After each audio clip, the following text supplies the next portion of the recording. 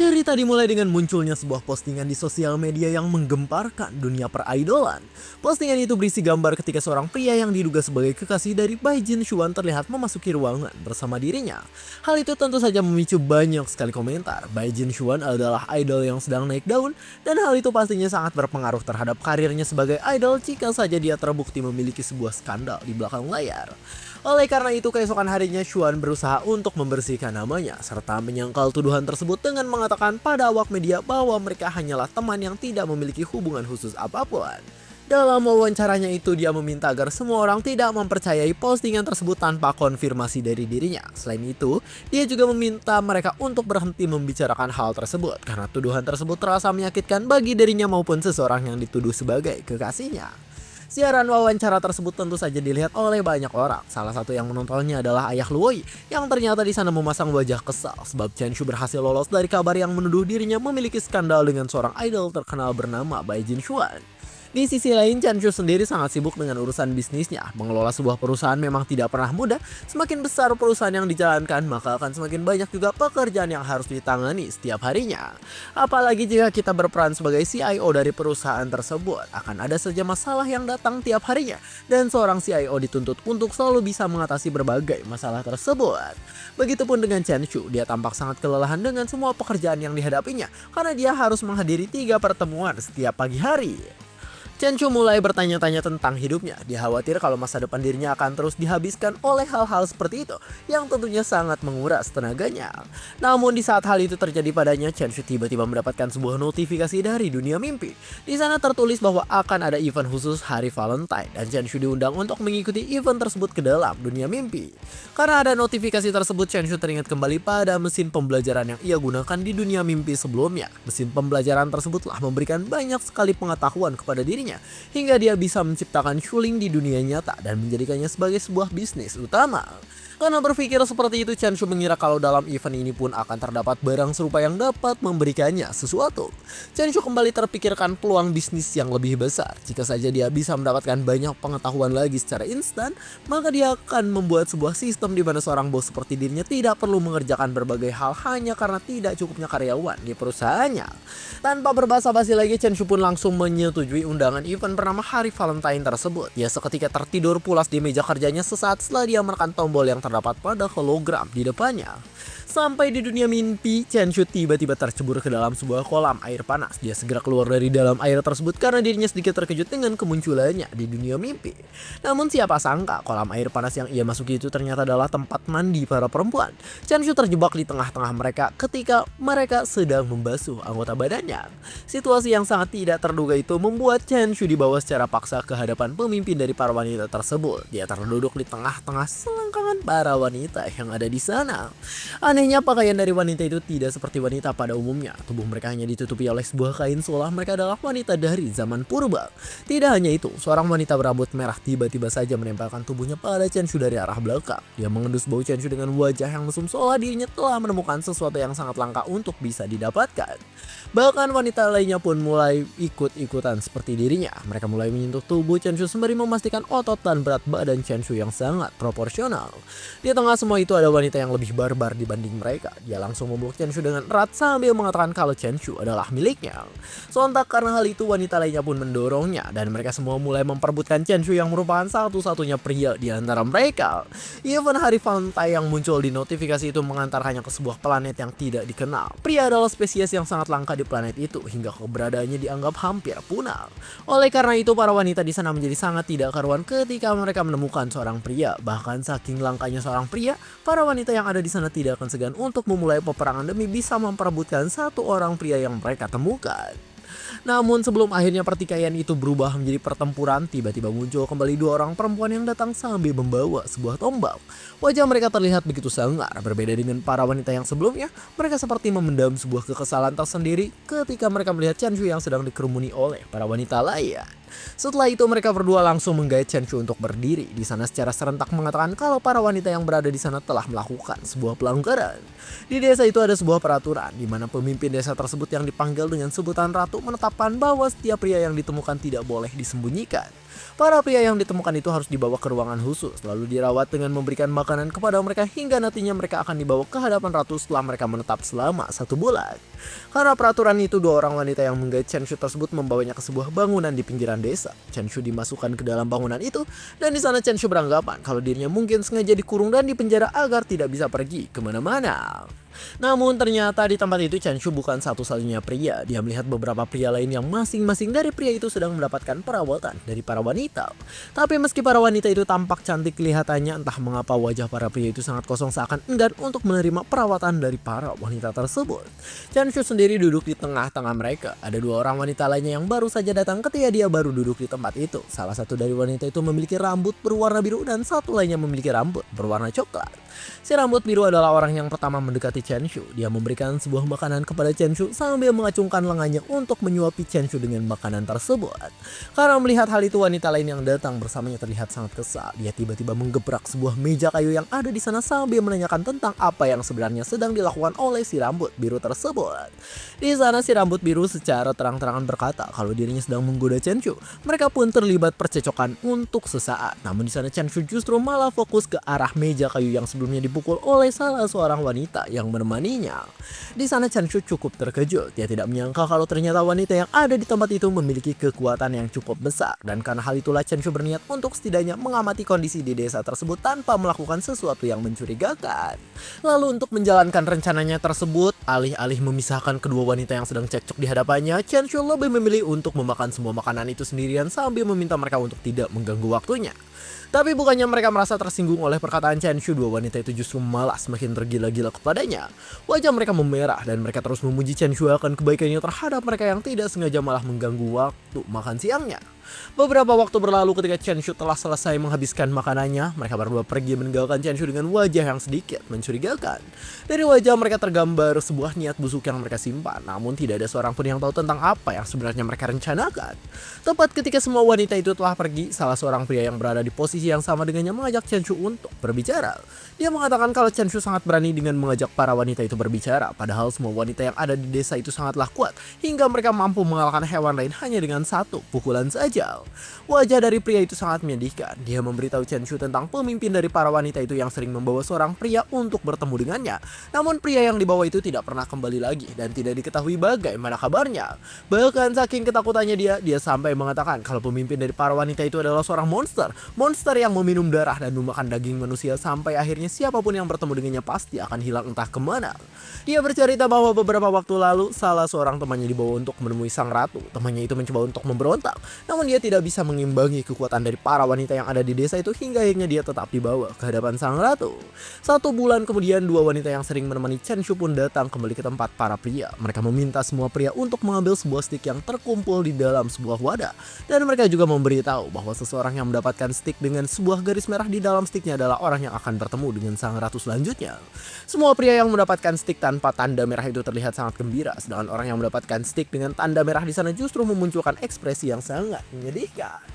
Orang itu akhirnya dibawa menuju ke tempat sang ratu. Di sepanjang jalan, salah seorang wanita itu terus memarahinya dengan mengatakan tentang mengapa pria itu masih terlihat kurus padahal dia telah menerima begitu banyak makanan. Di sampingnya itu, wanita berambut biru yang satunya langsung mengangkat pria tersebut. Dia mengangkat pria itu dengan sebelah tangannya, seolah pria itu adalah sebuah barang bawaan yang sangat ringan untuk dibawa. Sejak saat itu tidak diketahui bagaimana kabar dari si pria yang telah dibawa tersebut. Chen Shu dengan santainya tertidur di tempat itu tanpa sedikit pun memikirkan tentang apa yang akan terjadi jika dia adalah orang yang dibawa ke hadapan sang ratu. Waktu terus berlalu hingga para wanita itu kembali memberikan sebuah stik di dalam wadah setelah 1 bulan kemudian. Kali ini Chen Shu adalah orang yang mendapatkan stik dengan tanda berwarna merah. Dia sebenarnya cukup penasaran dengan apa yang akan terjadi pada dirinya, namun tidak ada yang bisa ia lakukan selain mengikuti para wanita tersebut untuk bertemu dengan sang ratu. Seluruh tubuh Chen Shu diikat menggunakan tali. Dia digotong di atas sebuah tandu yang diangkat oleh 2 orang wanita, hingga akhirnya dia melihat sebuah tangga yang sangat panjang menuju ke tempat di mana sang ratu berada. Ketika perjalanan mereka hampir selesai, Chen Shu melihat sesuatu yang aneh. Dia merasa sangat familiar dengan tempat yang ia tuju, karena tempat itu terlihat seperti sebuah lumbung kapal yang sangat berbeda dengan tempat lain yang ada di desa tersebut. Di dalam ruangan itu, seluruh pakaian Chen Shu dilucuti oleh setiap wanita yang ada di sana. Wanita yang ada di tempat itu tentu saja terlihat sangat cantik, dan mereka juga memakai pakaian yang cukup terbuka dengan motif corak seperti trio macan. Ini mah macan ternak, guys. mama cantik antar anak dan setelah pakaiannya dilucuti, para wanita itu pun meminta Chen Shu untuk datang ke arah mereka. Di sana Chen Shu sedikit memikirkan tentang apa yang akan terjadi pada dirinya. Dia berpikir kalau mungkin para wanita itu berniat untuk memandikannya dalam air panas terlebih dahulu sebelum akhirnya menghabisi dirinya. Di tempat pemandian, Chen Shu ditemani oleh 3 orang wanita yang menemaninya. Para wanita itu membasuh tubuh Chen Shu dari bagian depan, samping, dan belakang. Lalu tentu saja mereka cukup cantik kalau Mimin harus katakan. Setelah cukup lama membasuh tubuh Chen Shu, salah seorang dari wanita itu mengatakan kalau sekarang adalah waktunya untuk membasuh si Johnny. Tapi sebelum dia melakukan itu, Chen Shu segera meraih sikat yang ia pegang. Chen Shu mencoba untuk menghentikan wanita itu karena dia tidak ingin Johnny miliknya dipegang oleh siapapun. Namun wanita itu tetap kukuh ingin membasuh si Johnny untuknya. Karena hal itu, Chen Shu pun beralasan sambil terus menarik sikat yang sedang dipegangnya. Dia mengatakan kalau dirinya mudah geli dan dia meminta agar dirinya melakukan hal itu sendiri. Selain itu, Chen Shu juga di sana benar-benar mengetahui bahwa wanita itu ternyata cukup kuat. Dia bisa merasakan hal itu ketika mereka saling memegang benda yang sama. Dan di sana Chen Shu sempat berpikir kalau dirinya mungkin tidak akan menang jika dia mencoba untuk merebut sikat itu darinya. Sebelum akhirnya Chen Shu membasuh si Johnny miliknya, para wanita itu memberitahukan bahwa waktunya telah tiba. Sang ratu akan segera datang menemuinya. Dan saat-saat itu tentunya adalah saat di mana Chen Shu mulai bergetar karena dia penasaran dengan sosok seperti apa yang disebut sebagai ratu tersebut. Dalam sesaat seisi ruangan itu tiba-tiba dipenuhi oleh kabut. Chen Shu merasa heran dengan kabut apa itu sebenarnya, dan di sana dia tidak bisa melihat dengan jelas tentang apa yang ada di sekelilingnya. Saat Chen Shu mulai bisa melihat, dia menemukan bahwa 3 orang wanita yang sebelumnya ada bersamanya kini telah menghilang. Tidak ada satupun mereka yang terlihat, dan hal itu semakin membuat Chen Shu langsung bingung tentang siapa sebenarnya ratu yang mereka maksudkan. Di tengah keresahan itu, tiba-tiba ada seorang janda pirang yang menyapanya di tempat pemandian. Dia di sana berpose dengan sebuah lengannya yang ditaruh di bawah dagunya, sambil mengatakan kalau dirinya sangat jarang bertemu dengan seorang pria yang tampan. Di sisi lain, Chen Shu memasang wajah tampang yang terlihat waspada. Wanita itu memperkenalkan dirinya sebagai ratu dari desa itu dengan nama Horde. Chen Shu bisa langsung mengetahui kalau wanita itu cukup berbahaya, baik tampang maupun seketika Chen Shu pun di sana teringat perkataan salah seorang pria yang mengatakan kalau ratu adalah sosok pemakan darah dan daging manusia. Dengan nada yang sedikit sombong, Ratu Horde berkata bahwa dirinya akan mengizinkan Chen Shu untuk tinggal di tempatnya karena dia adalah salah satu dari makhluk yang langka. Tapi alih-alih membicarakan hal itu, Chen Shu di sana bertanya tentang bagaimana jika dia ingin lebih pergi dari tempat itu. Sang ratu mulai mendekatkan wajahnya. Dia menjawab dengan nada yang cukup menggoda bahwa Chen Shu bisa saja pergi dari tempat itu setelah dia menuntaskan tugasnya sebagai pria. Tugas yang dimaksud oleh Ratu Horde tentu saja adalah menciptakan pewaris. Chen Shu harus meninggalkan seorang pewaris dengan melakukan dengan dirinya agar bisa pergi dengan bebas dari tempat tersebut. Karena hal itu, si ratu pun mulai melakukan aksinya. Dia semakin mendekatkan wajahnya kepada Chen Shu yang sedang tersipu malu untuk melakukan hal itu dengannya. Di sana Chen Shu hampir tidak bisa berpikir jernih. Sang ratu memancarkan sebuah feronom yang memiliki efek yang sangat menggoda sehingga dia hampir tidak bisa mengendalikan dirinya. Chen Shu mencoba untuk menahan dirinya sendiri. Dia tidak ingin mengkhianati Luo Yi dengan melakukan hal itu dengan orang lain. Namun situasi dan kondisi di sana sama sekali tidak mendukungnya untuk bisa lolos dari genggaman sang ratu. Dalam detik-detik sebelum akhirnya mereka bersentuhan di tengah kabut di ruang pemandian, Chen Shu tiba-tiba sadar. Dia segera menyergap sang ratu dengan menggunakan kedua tangannya, hingga pada akhirnya sang ratu pun tak sadarkan diri setelah Chen Shu berhasil menyergapnya. Setelah itu Chen Shu bergegas mencari jalan keluar. Dia keluar melalui jalur ventilasi udara dengan merangkak di dalamnya. Chen Shu berhasil lolos dari situasi yang hampir memaksanya untuk melakukan sesuatu. Dia berhasil lolos dari ruang pemandian dengan badan dan pakaian yang masih utuh dalam dirinya. Namun meski kini Chen Shu telah berhasil keluar, dia tidak ingin pergi tanpa mengetahui apapun. Dia mencoba untuk menjangkau ventilasi udara lainnya, lalu kembali merangkak hingga pada akhirnya dia sampai di ruangan lain yang ada di tempat tersebut. Chen Shu tiba di sebuah ruangan yang di dalamnya terdapat sesuatu menyerupai tabung yang ditutup dengan kain. Dia menyingkapkan kain tersebut dan dia cukup terkejut ketika akhirnya mengetahui apa yang ada di balik kain tersebut. Di balik kain itu terdapat sebuah tabung kapsul yang terlihat persis dengan tabung kapsul yang ada di mimpi sebelumnya. Chen Shu mulai berpikir kalau mungkin tempat itu sebenarnya adalah pesawat ruang angkasa, dan pesawat itu mendarat di sebuah planet di mana penduduknya masih sangat primitif dengan jumlah pria yang sangat sedikit. Tidak berhenti sampai di sana, Chen Shu mulai kembali memikirkan kapsul itu lebih dalam. Dia ingat bahwa dalam pesawat ruang angkasa di mimpi sebelumnya terdapat banyak sekali embrio manusia yang diawetkan. Chen Shu tidak tahu apakah embrio manusia itu berhasil hidup atau tidak. Namun dengan adanya mesin pembelajaran dalam pesawat itu, Chen Shu berpikir kalau seharusnya embrio itu bisa membangun ulang peradaban dengan memanfaatkan ilmu pengetahuan di dalamnya. Jika saja embrio itu berhasil hidup hingga sekarang, Chen Shu sangat yakin bahwa mereka pasti bisa melakukannya. Karena hal itu tidak terjadi di sini, maka Chen Shu pun menyimpulkan kalau manusia memang sudah punah. Sebelum akhirnya dia pergi dari ruangan itu, Chen Shu mencoba untuk melihat isi di dalam kapsul tersebut. Chen Shu cukup terkejut ketika dia mendapati beberapa telur yang ada dalam kapsul itu. Dan di sana dia sempat berpikir kalau mungkin telur-telur itu adalah makanan. Namun di tengah dirinya yang masih penasaran dengan telur itu, Chen Shu tiba-tiba dilabrak oleh sang ratu yang datang bersama dengan para pengawalnya, sambil berkata dengan keras bahwa Chen Shu tidak boleh menyentuh telur-telur tersebut. Dirasa situasi cukup membahayakan bagi dirinya, Chen Shu pun menjadikan telur itu sebagai sandera. Dia meminta mereka untuk tidak bergerak sambil mengatakan kalau dia akan menjatuhkan telur itu jika saja ada seseorang yang bergerak mendekatinya. Sekali lagi dengan nada yang sangat keras, sang ratu berkata, "Dasar bajingan, itu adalah anak-anakku." Sontak di sana Chen Shu langsung terkejut. Dia sangat kebingungan tentang bagaimana bisa seorang manusia menghasilkan telur, dan hal itu membuat dirinya sangat kaget hingga dia secara tidak sengaja melepaskan telur itu dari pegangannya. Beruntungnya telur itu masih bisa diselamatkan oleh dirinya. Dia berhasil menangkap telur itu kembali sebelum telur itu pecah karena membentur tanah setelah dia lepaskan dari pegangannya. Chen Shu di sana merasa sangat lega karena dia berhasil menyelamatkan telur itu. Namun di sisi lain, sang ratu kembali meneriakinya dengan mengatakan bahwa dia akan segera membunuh Chen Shu. Mendengar hal itu, Chen Shu langsung membentak balik. Dia bertanya tentang apa yang sebenarnya dilakukan si ratu kepada para lelaki yang dikirim kepadanya. Dia menanyakan apakah sang ratu menjadikan mereka sebagai makanan karena mereka sama sekali tidak pernah kembali. Dengan tegas, Ratu Horde pun langsung membantahnya. Dia mengajak Chen Shu ke suatu tempat yang dinamakan dengan ruang untuk para bayi. Di sana Chen Shu juga sangat keheranan. Dia melihat beberapa orang bayi dan juga para pengasuhnya.